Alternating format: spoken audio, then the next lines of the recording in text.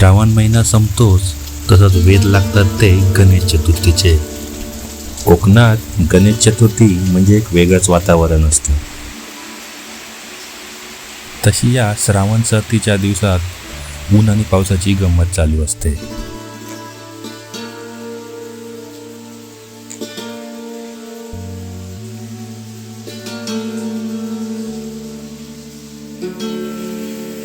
गणेश चतुर्थीच्या 5 दिवस आधीच कामांची लगबग सुरू होते. घरची साफसफाई ते डेकोरेशनपर्यंत सर्वच कामांना जोर चढलेला असतो.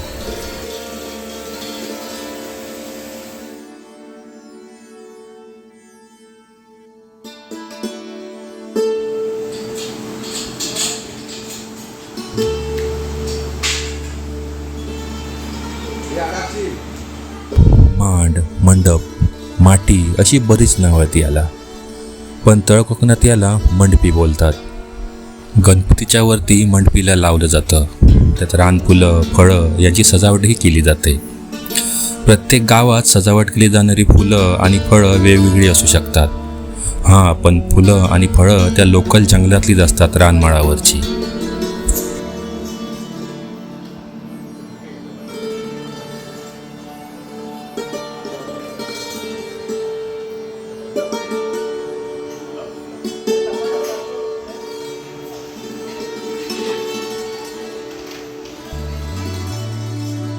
मंडपी लावून झाल्यावरती आम्ही मकर जोडायला घेतलं.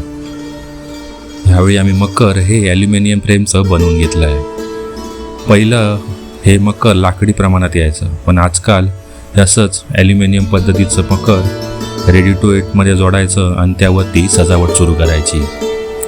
बाजारात सजावटीचं खूप सामान येतं. त्यातील हे काही सामान आम्ही जोडून एक विशिष्ट प्रकारची सजावट करण्याचा प्रयत्न करत आहोत.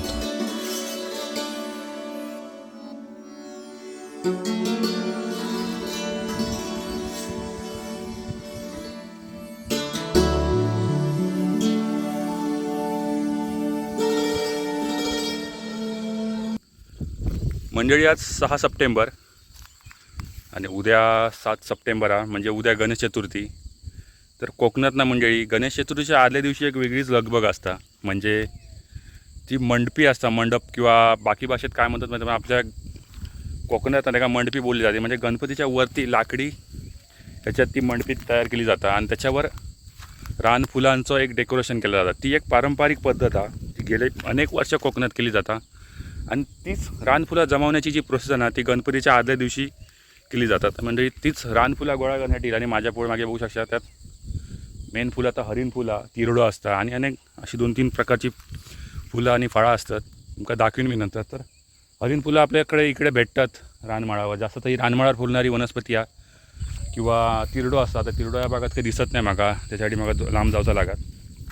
तर ती हरिण फुलांसाठी मी आता येईल आहे. आणि प्रत्येकजण कोकणातलो गणपतीच्या आदल्या दिवशी या तयारी करणे सकाळीच घराच्या बाहेर निघतात, कारण नंतर भेटत नाही. लोक येतात आणि काढून घेऊन जातात. तर आपल्या घराचे शेजारी असतात, ती आम्ही सकाळी जाऊन घेऊन जातो. तर मी त्यासाठी मी इलं कलेक्ट करूसाठी. बघू शकता, संपूर्ण रानमाळा तीच वनस्पती तुमका दिसतात. मुख्यतः श्रावण महिन्यातच ती फुलाक सुरू होता, हरिण फुला. ह्याचा एक व्हिडिओ ना मी या हरिण फुलांचा एक वेगळा व्हिडिओ मी गेल्या वर्षी शूट केला आहे. मी त्याची लिंक दाखवीन मी तुमका. तर बघा, पाठी सगळा पिवळा पिवळा झाला.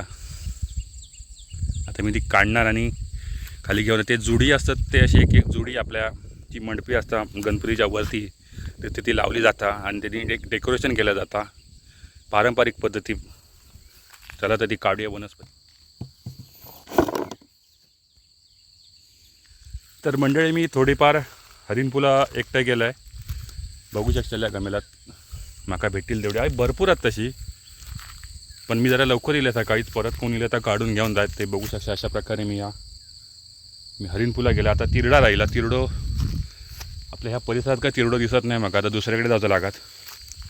तर अशा प्रकारे मंडळी ही हरिण फुलं आणि काही रानफुलांच्या मदतीने हे डेकोरेशन केलं जातं. काही वर्षापूर्वी हे असा डेकोरेशन केला जात होता कोकणात, पण आता थोडाफार आर्टिफिशियल लाईट असून देत, तोरणं असून देत, यांचं प्रमाण वाढला. पण पारंपरिक डेकोरेशन ह्या अशा प्रकारे हे हरिण फुला किंवा रानफुलाने ह्या डेकोरेशन केला जायचा.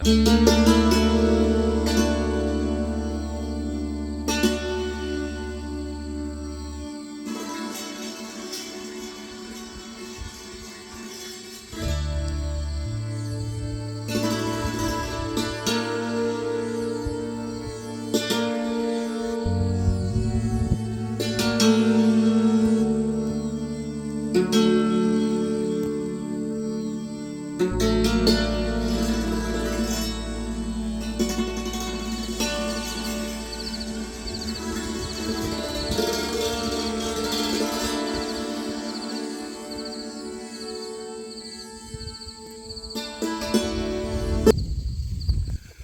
मंडळी मगाशी मी हरिण फुल तर गावला, पण तिरडो आपल्याला भेटलो नाही होतो. तर हे बघा, हे तिरड्याचा झाडा.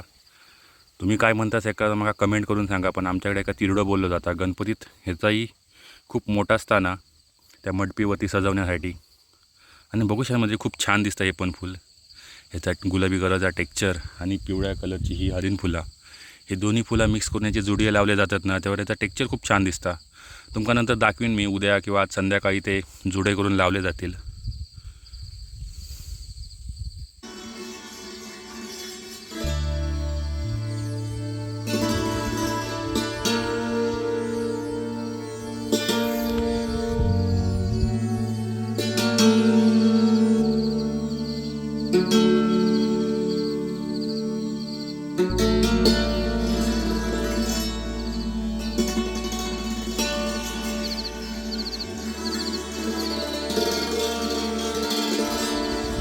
आणि काही रानभाज्या त्याका कावंडाळा बोलला जाता. ही आपली सुपारी आहे हिरवी, आणि ही पण एक प्रकारची पानं असतात.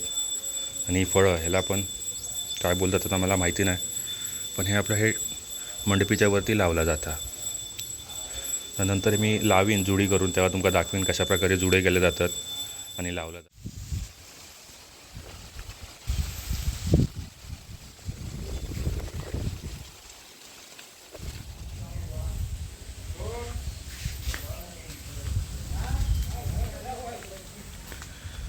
म्हणजे आज 6 सप्टेंबरची संध्याकाळ, आणि मगाचा फुटेज होता आपला सकाळच्या वेळेस होता. मी सकाळी पुढं एकटाही गेला, आणि आता संध्याकाळ 5 वाजल्यात. आता आपण गणपती आणण्यासाठी चाललो. कारण एक दिवस आधीच आणतो आपण गणपती, कारण आपलं जो गणपती आहे ना, गणेशाची मूर्ती आहे ती खाली गावात असता, वाडीत असता, राणेवाडी जुरवासराणे यांच्या घरी. तर सकाळी खूप वेळ पुरत नाही, म्हणून मी एक दिवस आधीच आणून ठेवतो घरी, आणि पूजा त्याची आपण गणेश चतुर्थीच्या दिवशी करतो. तर ह्यो पाट अशा प्रकारे आपण पाट घेऊन जातात. प्रत्येकजण आपापलं पाट घेऊन जातात. काही लोक पाट आधीच देतात, पण आजचा आपण पाट होतो आपण आता बरोबर घेऊन जातो. याच पाटावर आपण गणेशाची मूर्ती ती विराजमान करणार आहोत, आणि यावर आपली गणेशाची मूर्ती आपण आपल्या सड्यावर आपल्या घरी घेऊन येणार आहोत.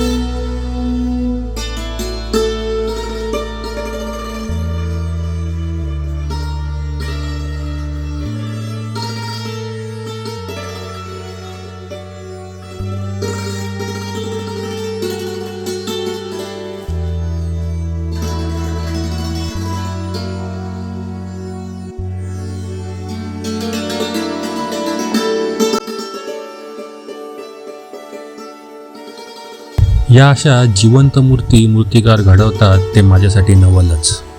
अगदी रेखीव आणि त्यातला जिवंतपणा.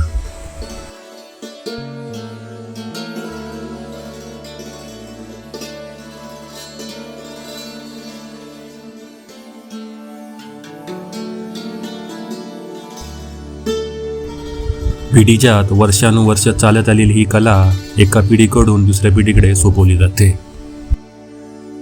ध्रुवास दादाच्या बाबतीत पण असंच काहीच आहे. आता ही मूर्तिकला त्यांचा मुलगा भगीरथ आणि सुशांत व्यवस्थित पुढे चालवत आहे.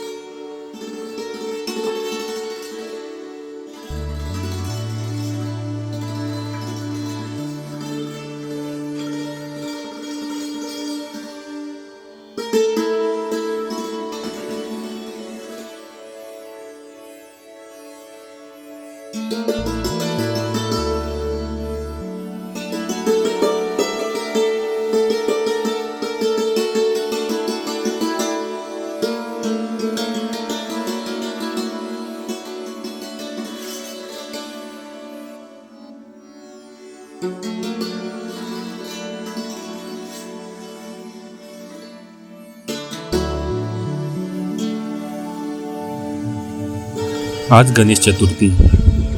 तो दिवस आला ज्याची वाट कोकणातील प्रत्येक घराघरातील व्यक्ती अगदी आतुरतेने वाट पाहत असते.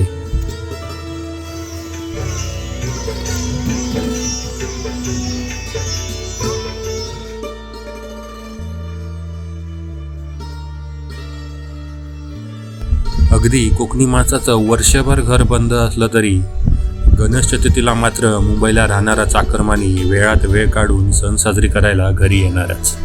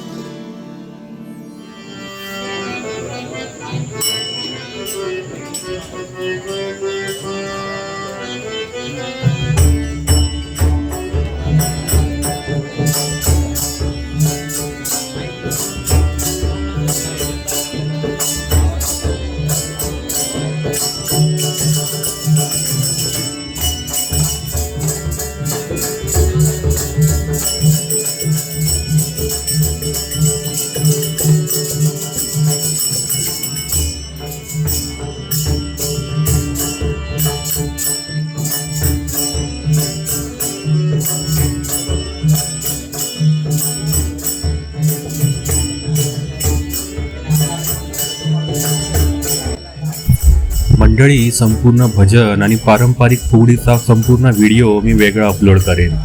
त्यासाठी मंडळी आपल्या ह्या यूट्यूब चॅनलला सबस्क्राईब करा. येत्या काही दिवसातच संपूर्ण आपला भजनाचा व्हिडिओ आणि फुगडीचा व्हिडिओ मी मित्रांनो अपलोड करणार आहे. तोपर्यंत धन्यवाद.